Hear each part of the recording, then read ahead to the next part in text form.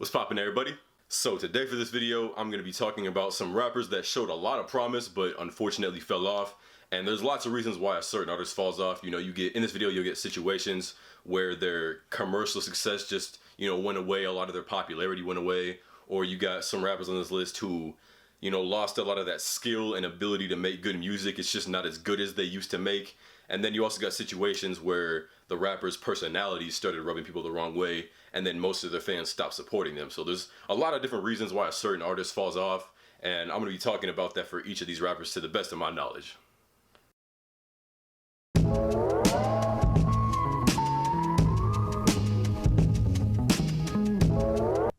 Vic Mensa is the case of a rapper falling off because of bad decisions. Jesus, I can't pronounce that word.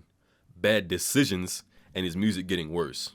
Believe it or not, at one point I had Vic in my top 5. There's a lot going on. Internet tape and the autobiography made it seem like Vic had the potential to be one of the best rappers out of the 2010s and forward. He was super versatile, knew how to make catchy songs, vibey songs, songs with a strong message, and he was also a great lyricist and a pretty good singer. He delivered in every aspect you could want from a rapper. But after the autobiography dropped, something changed in Vic. It seemed like he started to act a little bitter that he hadn't blown up yet, which is understandable because he should have, before 2018. But the way he went about things after that made the situation worse for him. He dissed a recently deceased XXXTentacion in a BET freestyle, and hip-hop fans went in on this man, and deservedly so. It seemed like an unnecessary attempt at gaining attention because beef almost never equates to any long-lasting attention, especially when the guy you're dissing isn't even alive. On top of that, his sound took a turn for the worst. He went from versatile, authentic, and original to just generic melodic rap songs that don't really say anything, which we already have way too much of. He then went from that bad sound to where he's at now, where he's trying to be a fake, edgy punk artist. Just talk about a 180. That's how I fuck myself and call it masturbation. Masturbation. Man, what the fuck is you talking about? What the fuck was that? I'm sorry, man. No, I'm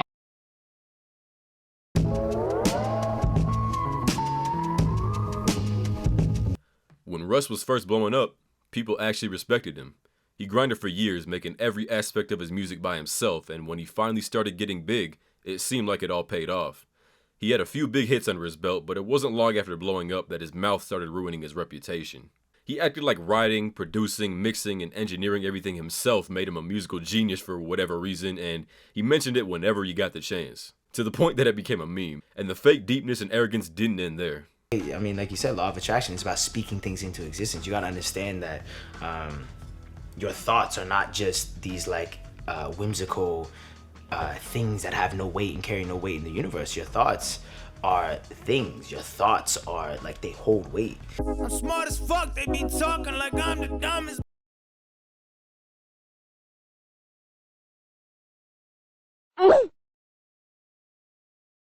There's a lot of other examples I can bring up as to why most people stop supporting Russ, but I got a lot of other rappers to get to, and you guys already know most of them.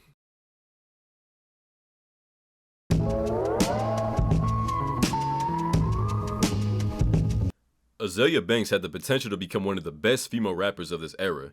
She had a unique sound and a solid skill set that would have taken her far, and she had a pretty big hit with 212. But now most people won't even give her music a chance. Like Russ, her mouth and constant negativity ruined any hope of that. Her behavior is talked about more than her music, and when you're trying to make it as an artist, it's not a good look, especially when you act like an Azalea Banks. If you look at how she acts in interviews and TV appearances, she comes off as someone who loves putting down others for no reason and making things about herself, and that's obviously going to equate to people not wanting to support you. Especially because it seemed like it comes from a place of jealousy and bitterness that she hasn't done anything big outside of 212, because she loves taking shots at any female rapper that starts getting more attention than her. It came to a head when she started beef with Scott Jackson, who was only 14 at the time, and she lost. A grown woman was really starting drama with a young teenager and lost. It doesn't get more embarrassing than that. And let's not forget about her appearance on Wildin' Out, because that could be a whole video in itself.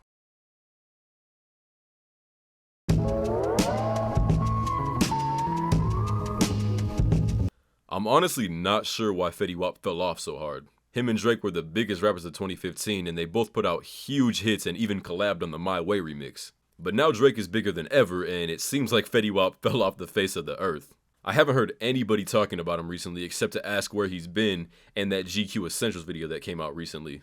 And it's not even like he fell off because he stopped making music, because that's not the case. He's dropped an album and lots of singles since his debut album, but they haven't really done anything for him. Maybe the magic is just gone. Who knows?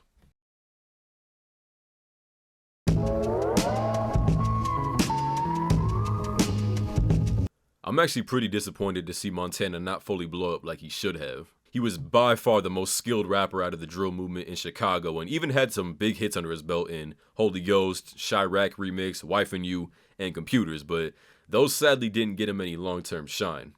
I can kind of see why though. He's still dropping music consistently, but it isn't making any waves for him outside of his fan base. I think part of the reason for that though is because he hasn't really ever switched up his style. He's a one-dimensional rapper, but the lane that he does occupy, he kills it. He's known as the guy from Chirac with the insane punchlines, but he hasn't really tried to become more than that.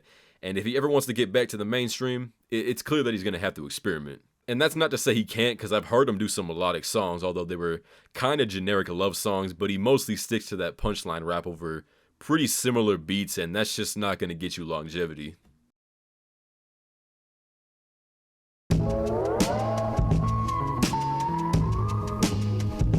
I actually really like Designer and I still listen to his music. I think he has a dope voice and a lot of potential. But it's no secret that after Panda, Timmy Turner, and Outlet, his success and popularity went way down. A large part of that was due to good music not giving him the push and musical freedom he deserves, which messed up a lot of his progress. That just goes to show you that you can get a #1 song and a promising future, but a bad label or bad deal can make that all go away. He is only 22, so he has a lot of time to turn things around, but it's going to start with him improving on his pen game and joining a new label or just going independent.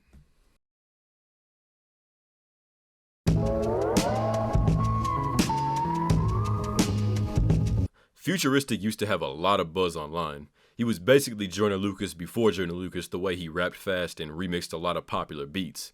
But Joyner is huge now and Futuristic is dwindling in popularity. His songs and freestyles used to get millions of views, but now they hang between the 10 to 200K range, and it's rare now for him to get more than that. I'm not really sure why this is, but it sucks to see. It might be because there are times where he comes off as gimmicky by relying on fast rapping too much, but he also has songs that are much more than that, so I don't know.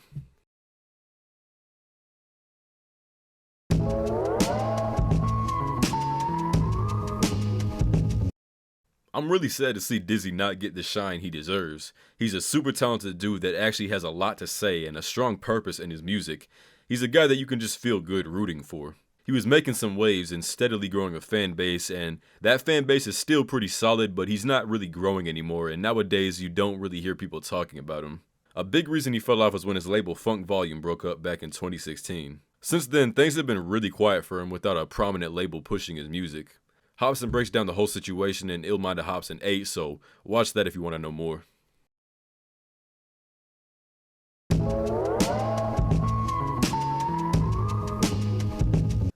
Chance.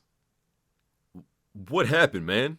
How do you go from acid rap and coloring book to the big day? I don't think we've seen such a fall from good music since, well, not that long ago, but it's still surprising. Obviously, this isn't a complete fall off because the big day was still commercially successful and he's still popular, but I just don't get how your music does a complete 180 like that. He can still come back from it, but as of right now, it ain't looking good.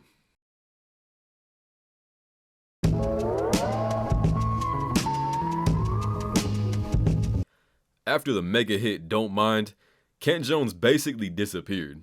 He dropped a handful of singles after that, but none came even remotely close to what he had with Don't Mind. I did like Merengue a lot though. I think a large part for this is because he didn't capitalize on Don't Mind with a quality project. In fact, he hasn't dropped any projects. Since Don't Mind in 2016, he only came out with 6 songs in 3 years, and they didn't really do anything for him. And I'm not the kind of guy that likes it when artists are constantly making albums because it lowers the quality of their music, but no album in 3 years? Maybe his label's holding him back, I don't know, but if not, you gotta try a little bit harder than that. People like Earl Sweatshirt and Frank Ocean can get away with that because of how large and devoted their fan base is, but not Kent Jones.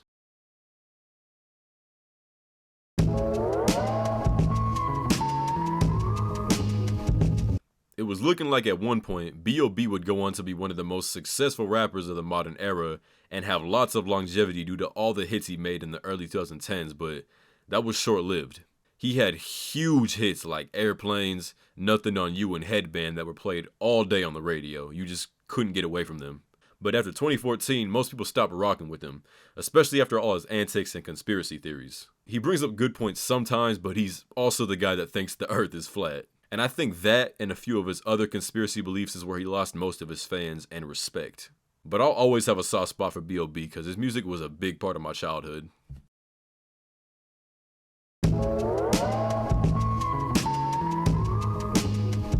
Wale has always been an underrated guy despite him being a very skilled rapper with a solid discography.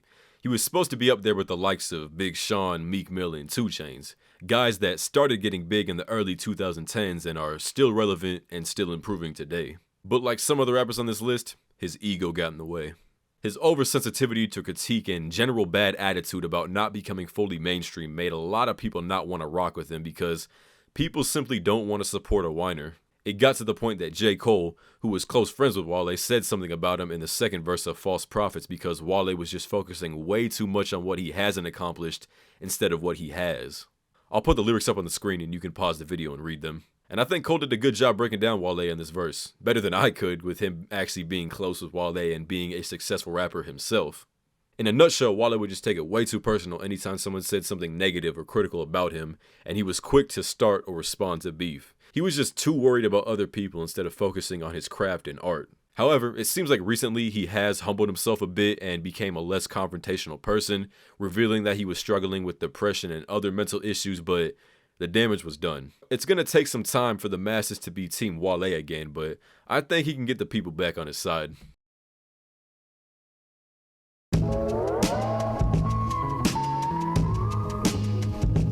WAKA, FLOCKA, Flame, and Lex Luger were pioneers of the 808 gangster rap sound, but now, well, let's just say I'm not rushing to listen to his newest music.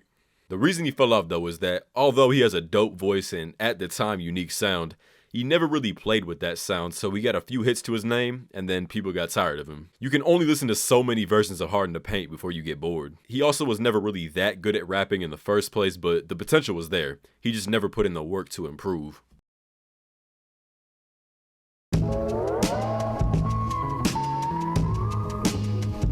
Y'all remember when Chill Bill blew up and everyone was swearing Rob Stone was the next big thing? Yeah, didn't exactly work out that way. Unfortunately for him, at least at the time of this recording, he's a one-hit wonder. He just wasn't able to recreate the magic of Chill Bill, and his popularity basically dove into an abyss once the hype for that song died down. He's fairly young, and when you make a song that big and well-liked, you can always come back, but that hasn't happened yet. Alright y'all, that is going to do it for this video, so if you enjoyed, please hit that like button and subscribe if you're new. Make sure to follow me on my Instagram and Twitter down in the description. And as always, it's been AZEALIA the Player, and I'm gone.